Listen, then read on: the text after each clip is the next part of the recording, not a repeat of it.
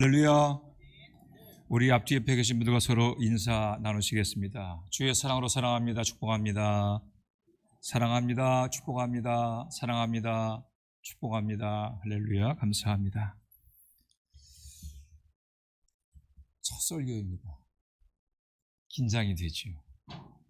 여러분들 좀 얼굴을 다 뵀으면 좋겠는데 꽁꽁 감싸고 계셔서 제가 여러분들 얼굴을 일일이 뵙지 못합니다. 그래서 제가 수요일날 부임만 위해 부지런히 화천 시내를 다녔거든요.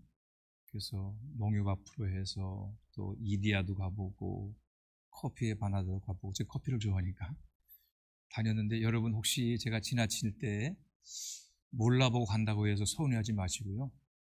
저를 먼저 여러분이 알아보셨으면 좀 아는 척 해주시면 좋겠어요. 그래서 좀 이렇게 서로 인사를 나누고, 그래서 빨리 좀 가까워졌으면 좋겠습니다. 시내가 좁으니까 여러분 그렇게 인사해 주시면 저도 여러분들 반갑게 인사할 것이고요.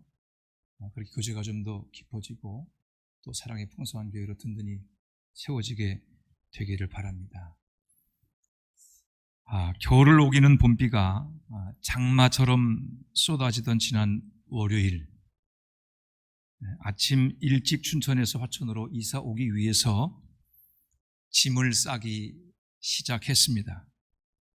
점심때가 조금 지나서 이삿짐이 다 나간 것을 확인하고 사흘 동안의 휴가를 위해서 양양으로 출발했습니다. 그때가 오후 3시 좀 지난 것 같아요. 춘천을 출발할 때 내리던 진눈깨비가 홍천을 지나서 인제로 접어들기 시작하자 펑펑 한방눈으로 변했습니다. 눈길에 미끄러진 사고 차량들로 인해서 고속도로가 점점 정체되기 시작하더니 내린천 휴게소를 지날 때쯤에 고속도로가 완전히 주차장으로 변하기 시작했습니다. 제가 순간적으로 여기 있다가는 차가 막히겠다 싶어서 서양양 톨게이트로 빠져나갔습니다. 어차피 양양까지 얼마 멀지 않으니까 국도를 이용하면 더 쉽게 갈 수 있겠다, 그렇게 생각을 하고 국도로 접어든 거지요. 그런데 국도는요, 눈을 치우지 않았어요. 차가 왕래가 없어가지고 더 막힌 거예요. 그러면서 오던 차량들이 저에게 경적을 울리면서 손을 흔들면서 막 가지 말라는 거예요. 고집 부리고 가고 싶었지만 상황이 워낙 상황인지라 차를 돌려서 다시 톨게이트로 진입을 했습니다. 진입하고 보니까 이미 내린 눈들로 인해서 완전히 차가 막혔어요. 앞으로도 갈 수 없고 뒤로 갈 수도 없습니다. 그대로 고속도로 위에 차 안에 갇혀서 9시간을 있었어요. 좋았겠죠? 집사람하고 저하고 말이죠. 차 안에서 9시간을 갇혀 있었습니다. 새벽이 돼서야 제설차들이 움직이며 도로가 뚫리게 되었고, 양양의 숙소에 도착한 시간이 새벽 4시였습니다. 평소 같으면 1시간 반이면 넉넉히 오는 거리였는데 무려 11시간이 걸린 겁니다. 다음 날 뉴스를 보고 양양 고속도로의 상황이 얼마나 심각했던가 하는 것을 알게 되고, 그나마 안전하게 도착해 하신 하나님께 감사를 드렸습니다. 우리가 살다 보면 뜻밖의 사건과 사고들을 만나게 됩니다. 내 의지와는 상관없는, 내 힘으로는 어쩔 수 없는 그런 사건과 사고들을 우리는 불가항력이라고 하는 이름으로 부릅니다. 뜻밖의 폭설에 갇히게 된 것도 불가항력이지만 인생의 가장 큰 불가항력은 죽음입니다. 아무도 원치 않는 죽음, 그러나 누구도 피할 수 없는 죽음, 누구에게나 찾아오는 죽음은 인생의 불가항력이며 영원한 두려움입니다. 오늘 함께 읽은 본문의 말씀은 우리에게 널리 알려진 말씀입니다.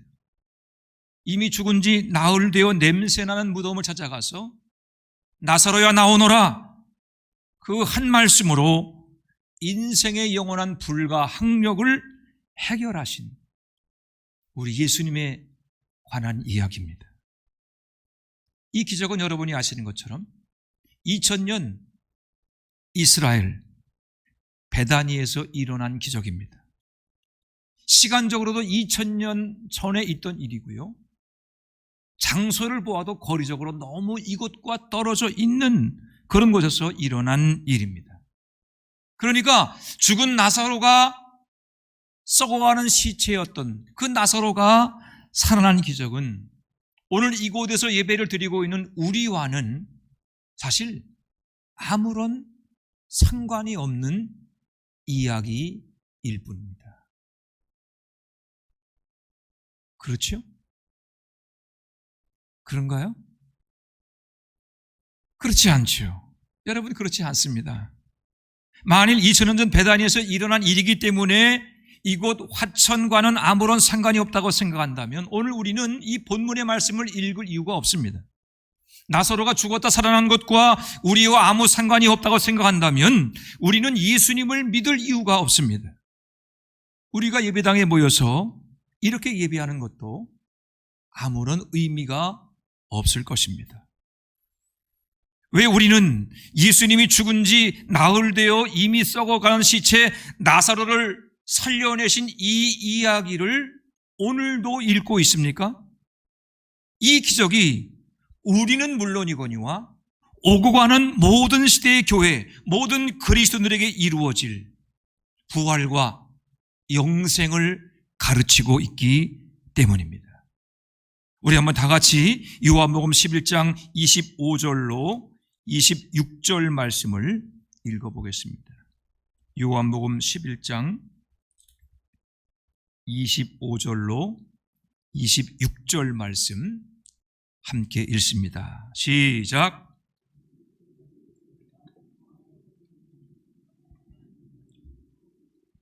무릇 살아서 나를 믿는 자는 영원히 죽지 아니하리니 이것을 내가 믿느냐. 아멘. 우리 예수님 말씀하셨습니다. 나는 부활이요 생명이니. 이 말씀은 두 개의 문장을 접속사로 연결하여 하나의 문장으로 만든 것입니다. 나는 무엇이다 라고 하는 이 말은 어렵지 않습니다. 누구라도 이해할 수 있습니다. 예를 들면 누군가 나는 남자입니다 라고 말했다면 외계에서 온 사람이 아닌 이상 남자가 뭐지? 그렇게 생각할 분은 없을 것입니다. 저 사람은 남자구나 단번에 이해가 됩니다. 나는 부활이다. 나는 생명이다.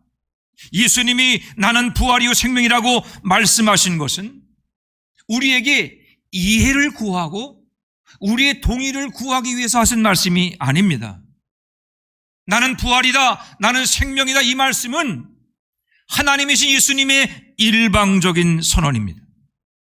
예수님이 부활되시고 예수님이 생명 되신다고 하는 것을 믿으라고 하는 말씀입니다. 나는 부활이다. 나는 생명이다. 이 말씀에 대한 우리의 반응은 믿음 아니면 불신입니다. 종종 예수님이 부활이신 것, 예수님이 생명이신 것을 한번 설명해 보라고 말하는 분들이 있습니다. 한번 내가 믿을 테니까 한번 잘 설명을 해봐. 이렇게 말씀하는 분들이 있습니다. 설명을 듣고 이해가 되면 예수님을 믿겠다고 말합니다. 그러나 여러분, 설명되고 이해되는 것을 믿는 것은 믿음이 아닙니다. 그것은 상식입니다. 상식은요, 들으면 누구든지 이해할 수 있는 일입니다. 하나님께서 우리에게 요구하시는 것은 믿음이지 상식이 아닙니다. 예수를 믿는다고 하면서 상식적으로 예수님을 믿는 사람들이 있습니다. 상식적인 믿음으로는 믿음의 역사가 일어나지 않습니다. 우리가 하나님의 살아계심과 그 말씀의 능력을 체험하려면 상식적인 믿음이 아니라 성경이 가르치고 있는 믿음, 성경적인 믿음을 가지고 있어야 됩니다. 그렇다면 상식적인 믿음과 성경적인 믿음의 차이는 무엇이겠습니까? 상식적인 믿음이란 설명되고 이해되는 것을 믿는 것입니다. 성경적인 믿음이란 설명될 수 없고 이해되지 않아도 믿는 것입니다. 처녀가 잉태하여 아들을 낳았다. 여러분, 설명되고 이해되어지는 사실입니까?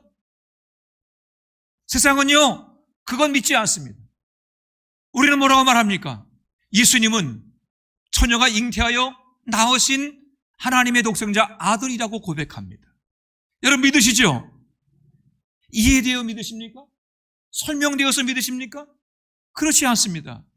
성경이 말하고 있기 때문에 우리는 그것을 진리로 받아들이는 것입니다. 똑같은 믿음이지만 그 내용과 결과에는 엄청난 차이가 있습니다. 사실 상식적인 믿음이란 설명되어지고 이해되는 것을 믿는 것이기 때문에 대상을 믿는 것이 아니라 설명과 이해를 믿는 것입니다. 반면에 성경적인 믿음이란 설명되지 않고 이해되지 않아도 믿는 것이기 때문에 그 대상을 믿는 것입니다. 한번 예를 들어보겠습니다. 여러분, 이 주목에 제가 500원짜리 동전이 있다, 그렇게 여러분 생각해 주세요. 제가 여기 주목 안에 500원짜리 동전이 있습니다라고 말한다면 저의 말에 대한 반응은 크게 두 가지일 것입니다. 한 가지는 아무리 목사님이 얘기해도 그 손을 펴서 동전을 보여주기 전까지는 나는 그 안에 동전이 있는 것을 믿지 못하겠다라고 말하는 분이 있을 것입니다.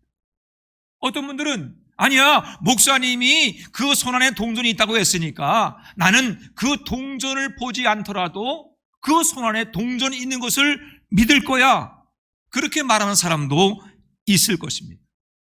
똑같이 믿는 거죠. 그런데 그 믿음의 내용은 하늘과 땅만큼의 차이가 있습니다. 주먹을 펴서 그 안에 있는 동전을 보여줘야 믿겠다고 하는 사람은 사실은요, 저를 믿는 것이 아니라 손 안에 들어있는, 보여지는 그 동전을 믿는 것입니다. 그러나 동전을 보여주지 않아도 믿겠다고 하는 분은 그렇게 말한 저를 믿는 것입니다. 이해가 되시죠? 여러분, 이처럼 상식적인 믿음은 증거를 요구하는 믿음이고 성경적인 믿음은 그 대상을 믿는 믿음입니다. 끊임없이 성경이 우리에게 요구하는 믿음은 증거를 믿는 믿음이 아니라 대상을 믿는 믿음입니다. 성경은 기적을 믿으라고 말하지 않습니다. 그 기적을 행하신 예수님이 그리스도시며 하나님이라는 것을 믿으라고 강조하고 있는 것입니다. 한 가지 예를 더 들어보겠습니다. 창세기 12장을 보게 되면 하나님께서 아브라함에게 내가 내게 지시할 땅으로 가라. 그러면 내가 너로 큰 민족을 이루게 하고 내가 복이 되게 할 것이다 라고 말씀했습니다. 그 말씀을 듣는 아브라함이 하나님, 제가 이 고향을 떠나서 지금까지 일궈놓은 곳 다 정리해서 하나님이 말씀하신 그 먼 땅으로 가야 되는데 사실은 위험 부담이 너무 큽니다. 강도를 만날 수 있고 건강 잃을 수도 있고 손해볼 수도 있습니다. 그러니까 내가 이 모든 것 정리해서 말씀에 순종하여 떠나기는 떠날 텐데 그 대신에 내가 말씀에 순종하여 떠나가게 되면 하나님 말씀하신 것처럼 큰 민족을 이루고 복이 되게 할 것이라고 하는 그 약속 증서를 하나 써두십시오. 약속 증서. 내 말에 순종하면 그대로 줄 것이다 라고 하는 약속 증서를 쓰고 하나님 사인하고 도장을 찍어서 그 증서를 저에게 주십시오 라고 말했다면, 여러분, 아브라함은 하나님을 믿는 것입니까? 아니면 약속 증서를 믿는 것입니까? 어떻게 생각하세요? 약속 증서를 써 주어야 순종하겠다고 하면 약속 증서를 믿는 것입니까? 하나님을 믿는 것입니까? 약속 증서를 믿는 것입니다. 하지만 아브라함은 약속 증서를 받고 고향을 떠나지 않았습니다. 내가 내게 제시할 땅으로 가면 큰 민족을 이루고 복을 받게 할 것이다. 말씀만을 듣고 고향을 떠났습니다. 아브라함은 말씀하시는 하나님의 신실하심을 믿었습니다. 아브라함이 여호와를 믿음이 여호와께서 이를 그의 의로 여기셨다.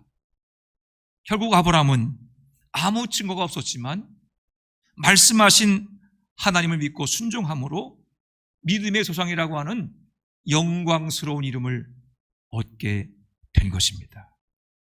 이처럼 상식적인 믿음과 성경적인 믿음에는 큰 차이가 있습니다. 기독교의 믿음은 성경적인 믿음입니다. 주님께서 오늘 우리 모두에게 요구하시는 믿음은 상식적인 믿음이 아니라 성경적인 믿음입니다. 인생의 모든 불가항력을 이기는 하나님의 능력은 상식적인 믿음으로부터 오는 것이 아니라 성경적인 믿음으로부터 오는 것입니다. 하지만 오늘 우리의 문제는 무엇입니까? 세상의 상식을 따라 살아오는 동안 우리는 어느새 성경적인 믿음을 잃어버리고 말았습니다. 우리는 태어나면서부터 지금까지 상식 안에 살아왔습니다. 눈을 떠서 잠자리에 들기까지 상식을 듣고 상식을 따라가고 있습니다. 우리의 삶에 상식 아닌 것이 없습니다. 상식을 따르지 않으면 이 세상에서 살아갈 수 없습니다. 지금 여러분 마스크를 쓰는 것도 상식의 범주에 들어가는 겁니다. 거리를 떼고 앉는 것도 상식의 범주에 들어가는 거죠.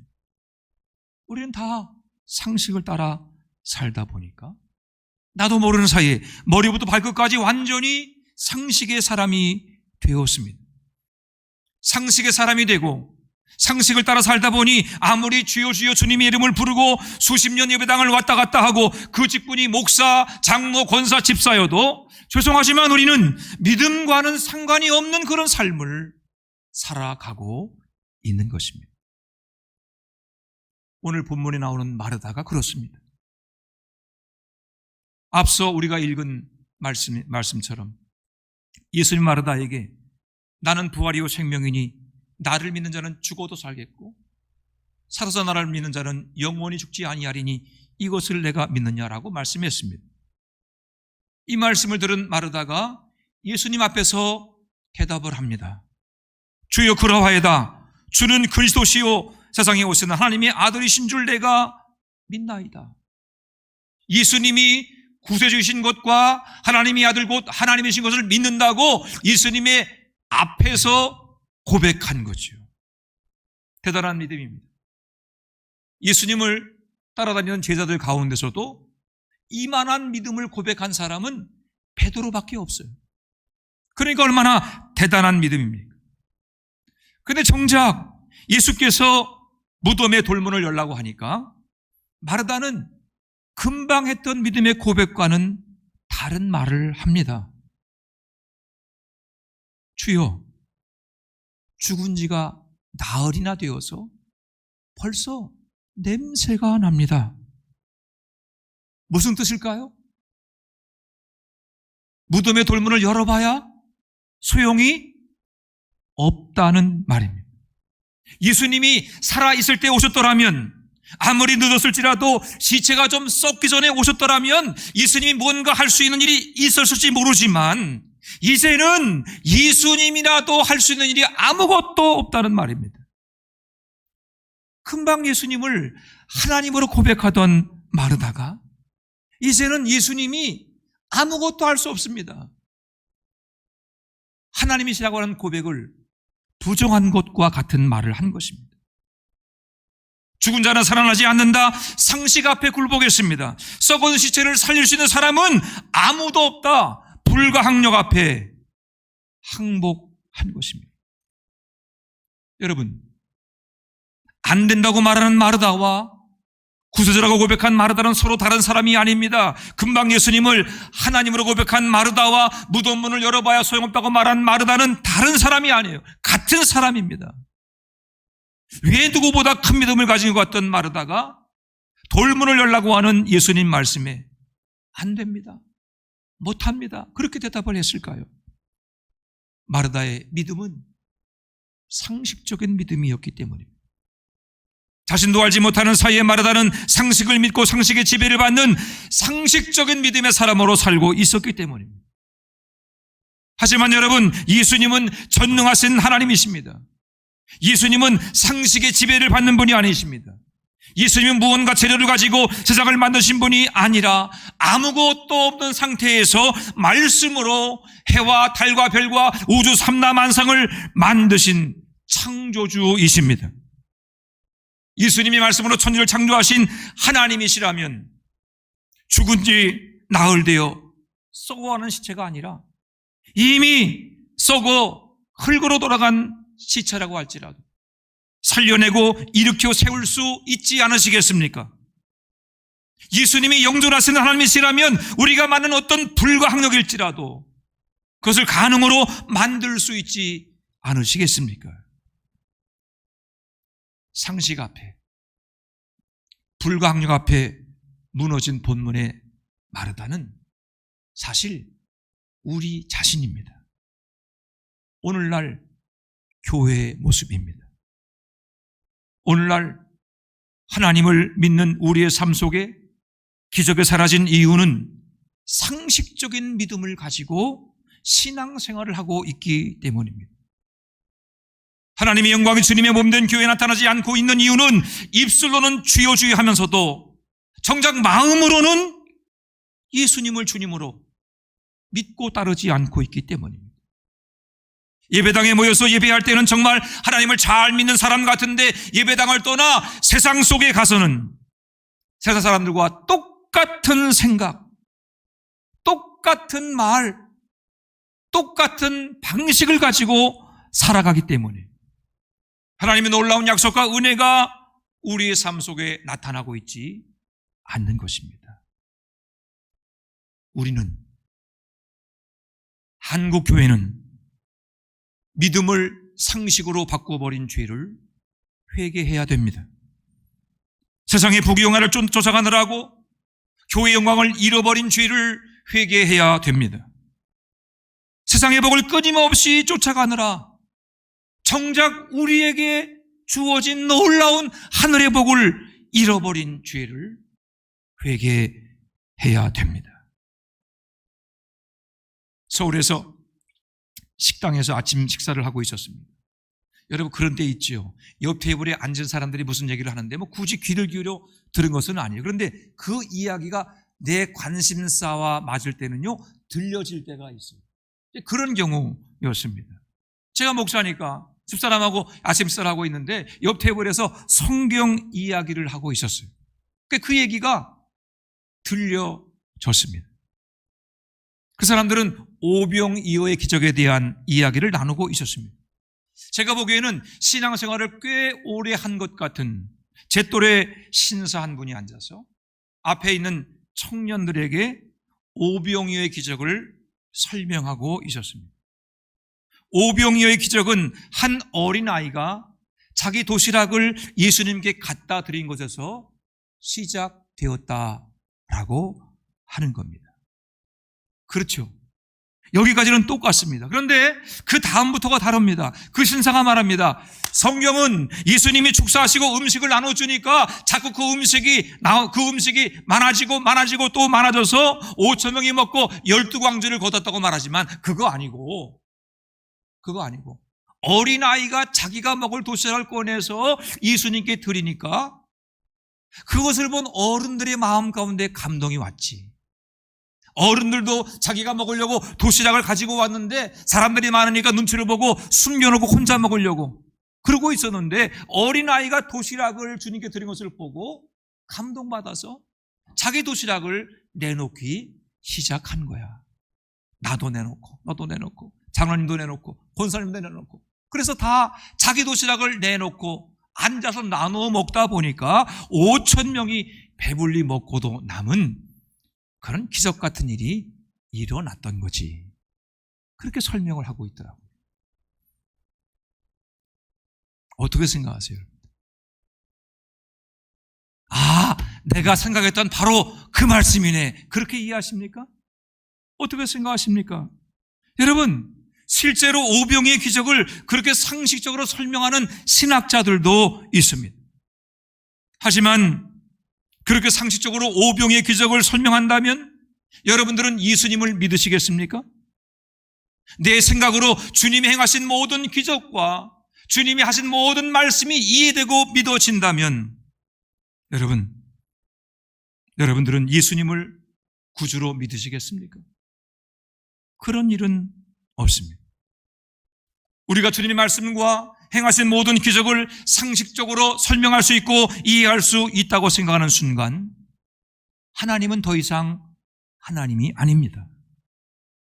인간의 생각으로 이해되는, 설명되는 그런 하나님을 구원자로 믿을 사람은 아무도 없을 것입니다.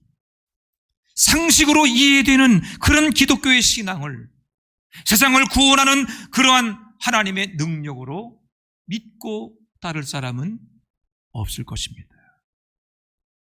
오늘 본문에서 주님 말씀하십니다. 내가 믿으면 하나님의 영광을 보리라. 여기서 영광이라고 하는 단어에는 칭찬, 능력, 빛, 광채라고 하는 뜻이 있습니다. 빛은 숨길 수 없습니다. 빛은 왜곡되지 않습니다. 누구나 빛을 보면 그것을 빛으로 인정합니다.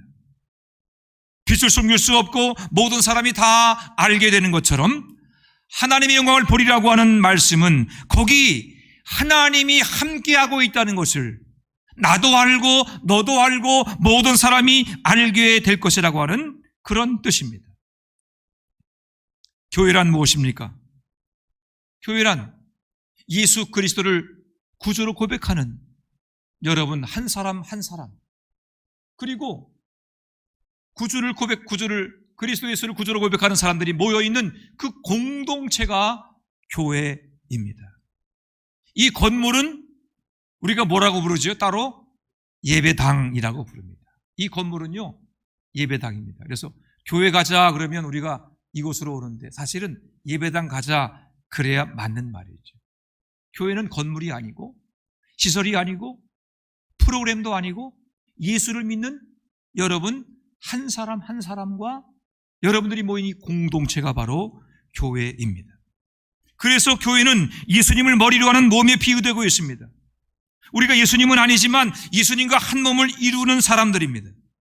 그래서 교회된 성도들이 있는 곳에는 우리 주 예수 그리스도 하나님의 영광이 반드시 나타나게 되어져 있습니다. 예수를 믿는 성도의 삶 속에는 예수님이 언제나 함께 하신다고 하는 증거들이 나타나게 되어져 있습니다. 여러분, 예수를 믿고 예수님을 내 마음속에 모시고 살아가는데 어찌 우리의 삶 속에 그리스도 예수의 빛이 드러나지 않을 수가 있겠습니까? 60년대, 70년대 우리 한국교회는 기적이 끊이지 않았습니다. 많은 병자들이 고침을 받았습니다. 귀신들이 쫓겨갔습니다. 죄의 저주에 매여있던 사람들이 예수 이름으로 자유함을 얻었습니다. 성도들은 자신의 삶에 임한 하나님의 영광을 보면서 기뻐하고 감사하며 찬양하는 삶을 살았습니다. 세상 사람들은 예수 믿는 사람들을 조롱했습니다. 뭐라고 조롱했죠? 예수 쟁이. 처음 들어보는 말이에요. 교회 밖에 있는 사람들은요, 예수 믿는 우리를 가리켜서 손가락질을 써요. 아, 저거 예수쟁이 지나간다. 저 예수쟁이. 그렇게 비웃었습니다. 그런데 그 조롱하는 사람들 마음 한편으로는 예수 믿는 사람을 인정하고 부러워했습니다. 그래서 예수 믿는 사람들에게 나타나는 하나님의 영광을 보게 된 사람들이 나중에는요, 우상을 버리고 조롱하던 예수쟁이를 따라 그리스도 예수를 믿는 구원의 불같은 역사가 일어나게 되었던 것입니다. 그런데 지금의 교회는 어떻습니까? 세상의 조롱과 비웃음을 받고 있습니다. 차라리 예배당 문을 닫았으면 좋겠다고 하는 그런 소리까지 듣고 있습니다. 코로나 때문이 아니에요. 이미 한국교회는 코로나 이전부터 무너지는 소리가 들리고 있었습니다. 왜 자랑스러운 주님의 몸된 교회가 이렇게 되었습니까? 예수님이 주무시기 때문입니까? 하나님께서 멀리 이사 가셨기 때문입니까? 아닙니다. 예수님은 여전히 살아계시고 하나님은 지금도 우주 만물을 통치하고 다스리시는 주인이십니다. 문제는 예수를 믿는 우리들에게 있습니다. 우리가 예수님을 닮아가고 주님의 세계명을 따라 서로 뜨겁게 사랑하는 삶을 살아야 되는데 그렇지 못하죠. 영생을 말하고 구원을 말하고 예수 믿으면 천국 갑니다라고 말하는 그런 기독교가 다른 종교와 똑같이 세상의 복만을 구하는, 세상의 부귀영화만을 쫓는 그런 모습을 보여주고 있기 때문에 세상 사람들이 교회를 조롱하고 있는 것입니다. 어느 때는 예수를 믿는다고 하는 자신조차 내가 예수를 믿는 건 맞나? 내가 구원받은 건 맞나? 라고 하는 의심이 들 정도로 그죠? 미적지근하게 살아가고 있습니다. 하나님, 코로나 시대니까 일주일에 한 번 얼굴 도장 찍는 거 이해해 주세요. 아시죠? 그렇게 하고 나오신 분은 없죠? 여러분, 그렇게 자신들의 신앙을 주님께서 보시는 합당한 삶의 수준으로 끌어올리지 못하기 때문에 오늘날 우리의 삶을 통해서 하나님께서 영광 받는 일이 줄어들고 있는 것입니다. 내가 믿으면 하나님의 영광을 보리라.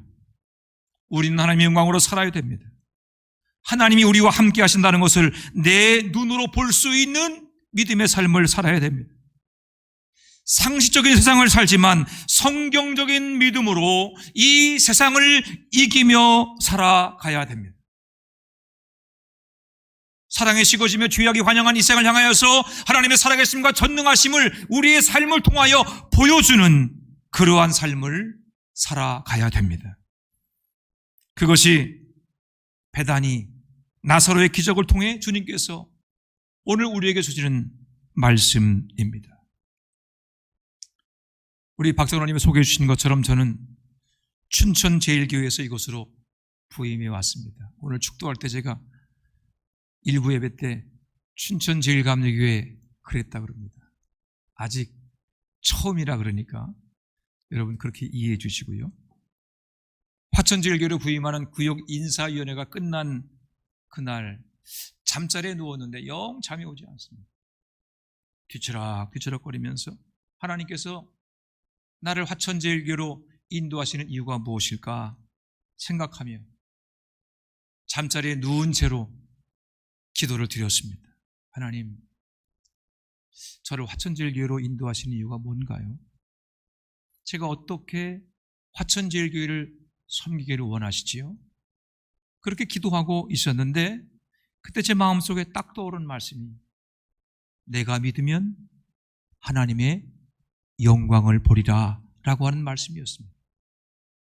그날 이후에 내가 믿으면 하나님의 영광을 보리라 라고 하는 이 말씀이 화천제일교회를 향한 저의 묵상이 되었습니다.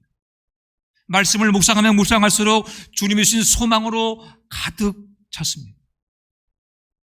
하늘 영광을 보는 교회, 하늘 영광을 보는 교회. 우리 한번 따라 할까요? 하늘 영광을 보는 교회, 하늘 영광을 보는 교회. 할렐루야. 주님께서 우리 교회를 하나님의 영광을 보는 교회로 세우기를 원하십니다. 여러분 한 사람 한 사람이 세상을 이기고 죄를 이기고 악한 마귀를 이기는 하나님의 영광으로 살기를 원하고 계십니다. 우리 앞에 모든 불광력을 이기는 하나님의 능력, 하나님의 광채로 살기를 원하고 계십니다. 주님 우리에게 말씀하십니다. 내가 믿으면 하나님의 영광을 볼 것이다. 우리 주님께서 여러분 한 사람 한 사람에게 이 놀라운 믿음 주시기를 소망합니다. 설명되고 이해되는 것을 믿는 상식적인 믿음이 아니라 설명되지 않고 이해되지 않아도 주님의 말씀이면 아멘으로 응답하는 성경적인 믿음을 가지게 되기를 바랍니다. 성경을 펴 읽을 때 말씀이 믿어지고 기록된 모든 말씀과 기적이 믿어지고 무엇보다 주는 그리스도시요 살아계신 하나님의 아들이라고 하는 사도의 고백과 마르다의 고백이 여러분의 고백이 되기를 바랍니다. 그리함으로 세상의 모든 불광력을 이기는 하나님의 능력을 우리 눈으로 보고 삶으로 드러내는 하나님의 기적, 하나님의 영광, 하나님의 자랑, 하나님의 기쁨으로 살아가는 우리 모든 성도가 될 수 있기를 주님의 이름으로 축원해 드립니다. 기도하겠습니다. 하나님 은혜와 사랑을 감사합니다. 저희들로 하여금 상식의 지배를 받는 인생이 아니라 오직 하나님이신 그리스도 예수를 믿는 믿음으로 살게 하여 주시옵소서. 세상의 부귀영화를 쫓는 인생이 아니라 믿음의 주여 온전케 하시는 예수님을 바라보고 순종하며 동행하는 인생을 살게 하옵소서. 그리하여 모든 불강력, 모든 불가능을 가능케 하시는 하나님의 능력을 보고 드러내는 하나님의 영광으로 살게 하옵소서. 한 번 사는 인생 주 앞에 부끄럽지 않게 하시고 우리 모두가 하늘 영광을 보는 교회로 살게 하옵소서. 감사드리고 예수님의 이름으로 축복하며 기도했사옵나이다. 아멘.